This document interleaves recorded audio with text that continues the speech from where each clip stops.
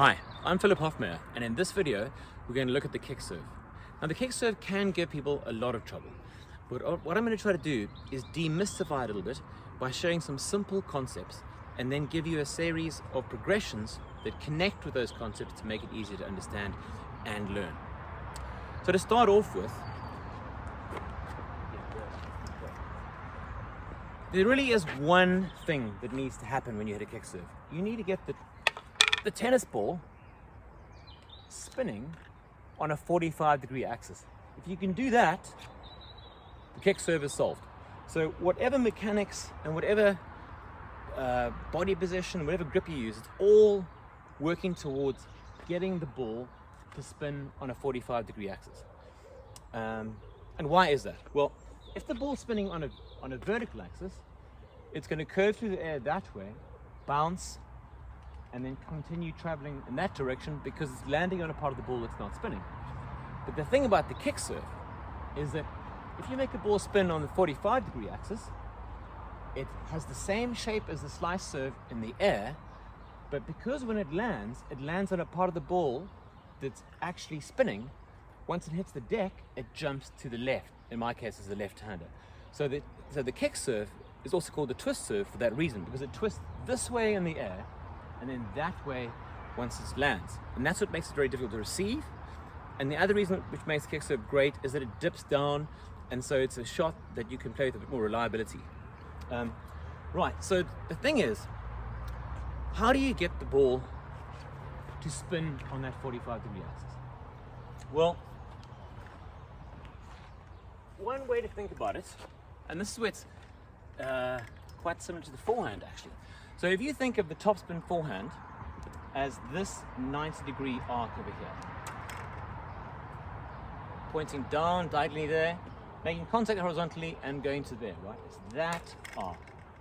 Well, the kick serve is quite simply that forehand action, but behind your head. And instead of it being down there to there, now it's from horizontal to vertical. So it's that same 90-degree segment which is just twisted a bit. So I hope that helps make sense of this basic principle. All you're trying to do is get the ball spinning on a 45-degree axis, and it's basically a forehand but behind your head. Right. The next thing to think about is, well, actually with most tennis strokes, you go through the same sort of three phases when you learn something. There's the grip, there's the body, and then there's the swing. And it's generally in that order. So if you get the grip right, in the case of the kick serve, the serve, it's the continental grip or the chopper grip. You can look that up on the internet, but basically it's as if you were chopping vegetables. That's the continental grip, right? The second thing to think about is the stance. Now, the stance for the kick serve is side on. So if your target is that way, you want to be facing that way. And that's the position you want to be in for as much of the serve as you can. So you'll start sideways and you'll swing parallel to the baseline like that and only turn forwards after the serve. You'll see that if you have a look at Roger Federer online, Google kick serve, and you'll see how he swings. Now, to explain that with my early analogy with the forehand, let me bring the camera around to the side. Okay. Put that over there. Okay, so by sideways, if that was where the TopspinPro would be, and you were swinging your forehand like that, the kick serve is behind your head, and you're doing exactly the same motion parallel to the baseline. You see how it's down the baseline. So that is the second point, the sideways position. Now let's talk a little bit about the swing shape itself. Get the camera straight. Right. So the key thing with the swing, the key thing with the swing is that there has to be upward motion after contact. So if we look at that segment I described earlier, from horizontal to vertical, this is the key part of the kick serve, right? You're making contact there at 45 degrees at the diagonal, but it's from there to there is the most crucial part of the swing. So if you imagine your racket's horizontal, it goes to 45 for contact, and then afterwards it has to travel upwards. This bit here has to happen. What's quite common at this stage is people do that, and then they end up with slice, right? You must make sure you swing upwards to that vertical position before anything else happens. Now there are two useful ways to do that. The one is to toss the ball behind your head so that it forces you to be in that position. And the second really useful thing to do is to video yourself. Because you'll be able to see in the video, and especially when you slow it down in slow motion, is my racket going up after contact?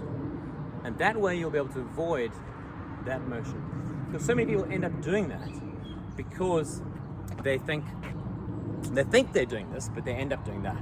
Right. Okay, so let's get on to the progressions. Now, because those are the basic concepts we talked about, grip, body, and swing.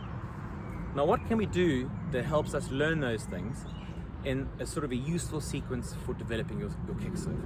Well, we're going to start off with the TopspinPro.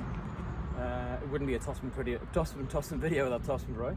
So you want to hold that at 45 degrees, and then you want to take your racket horizontal and swing it through that 90-degree arc, just brushing the ball. You want to do 20 or 30 of those just to make sure that motion is comfortable and make sure your racket is finishing vertical like that. Once that feels comfortable, put your racket on your shoulder and hold the TopspinPro more above your head. You were doing it there first, now you're going to do it above your head, right? So it's over there, and from there you go up. Same thing, you're going through that 90-degree arc to vertical. Again, do that several times until it feels comfortable or your arm gets too tired and you need to take a break. Right, then you're going to grab a ball, and this is a great drill to test whether that's working or you're doing that correctly, right? Because you want to now toss the ball up, you know, go from horizontal to vertical and stop. That's the trick, is can you stop and still hit the ball? So I'm moving quite far away from you so I can see my racket. We're going to do there. I might have to tilt down. There. That's right, that's all you have to do. From there. Oops. Oh, not very good. Okay, and again. Up. There. You can hear the noise it makes in the string. That's the spin. And I'm making sure that I'm going up and stopping at vertical. Oh, not great. I'll do another one. Okay, there. Ah, that was the best so far. Right. So that is a great drill to get that feeling of upward swinging. Next up, what should we do next? Okay. The next drill is to come back to the sideways point. Now, what I forgot to mention earlier with sideways, the reason you want to swing parallel to the baseline is because the temptation with the serve is often to swing around like that, right? This shoulder comes around, and that ruins all your chances of hitting a kick serve because you end up doing a slice serve or a regular serve and you're swinging towards your target. You really want to be swinging parallel to the baseline and keeping the shoulder back for as long as possible. And one of the tricks for doing that is actually having this leg a bit further back. So instead of standing sideways like that, you want to stand sideways with the back leg a bit further back. That pulls your hip back, and that also makes it hard to get this shoulder the whole way around. Which leads me on to my next progression. And this time, you'll be down with your one knee on the ground. And the reason you see drills like this where people have got one knee or both knees on the ground, that's to lock the body into position so that it doesn't get involved in the shot. It's a constraint that forces you to swing in the correct way, and that's how we're going to use it over here. So, you want to put your, if you're left-handed like me, your left knee on a little mat just to protect it, and your right knee further forward, or vice versa if you are right-handed. And now you're going to start in this position here again, horizontal. You're going to toss it up and just finish straight to start with. You can hear that noise again, the spins there. We're swinging parallel to the baseline.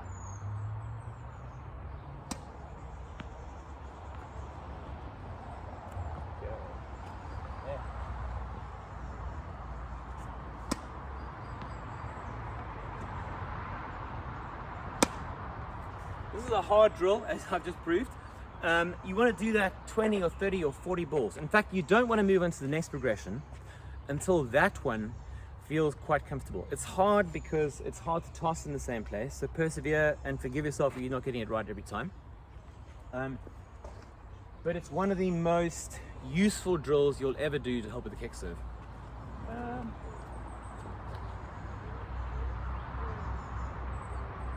And unlike what I've done there, I want the transition sometimes to the next drill, once you're comfortable with that one, should be quite quick because you want to use that same motion. So let's say you're on your knees, you do one of those, then you want to stand straight up, still there, left leg if you're left-handed for the back, or your back leg for the back, toss it up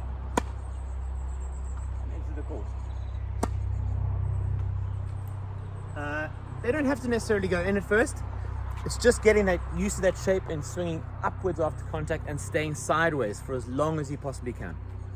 Again, you might even want to do these progressions over several days, because as you get further along, they get more and more difficult because you're starting to do things which are a bit more away from the contact area. In the beginning, we were just focusing on this bit.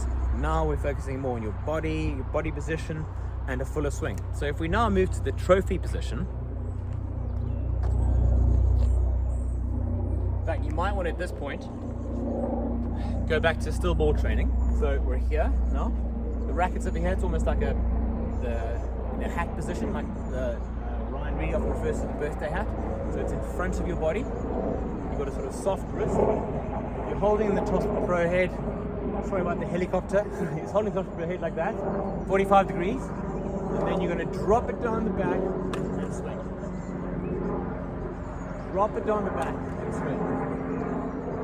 You can, if you want, let that racket drop over like that and hang. See how my arms parallel to the baseline like that? It's horizontal, but the racket's dropped down. See if you can do that. So you start in trophy, you drop it down, and you do that. Trophy, drop it down, and that.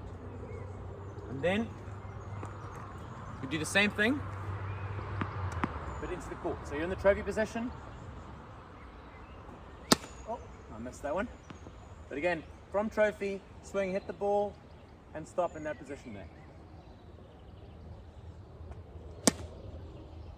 There you go. Do a couple more of those.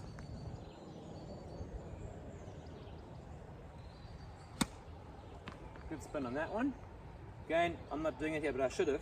Get that left leg further back. Trophy position. And finishing like that. Try that one more. Trophy, left leg back. There we go. Right, now it's time to go to the full swing. Again, a day may have passed. You really want to get comfortable with one, doing it correctly before you move to the next stage. So now we've got the TopspinPro at 45 again. Now we're starting over here, going through the whole swing. And instead of finishing there, we can go through to there, right? So start in the ready position, and we go up.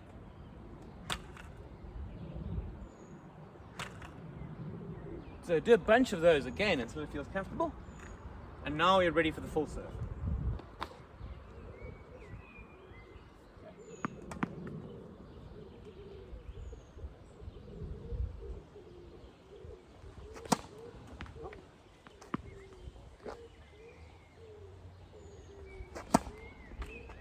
Not doing very well. Okay. That's better. Nice kick to the left. Let me see if I can do one or two more good ones.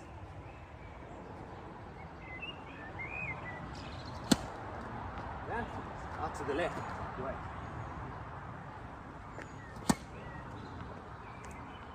Right, so just to recap, the kick serve is literally a ball that spins on a 45-degree axis. It's a forehand, but behind your head. And the ways to go about it are getting 3 things right. Your grip, your stance, stay sideways for as long as you can, and then make sure when you swing, you're swinging up. It's that bit after contact that goes upwards. It's the most crucial part of the swing. I hope those progressions help you. Please leave your thoughts on them in the comments and let me know how your kick serve is working.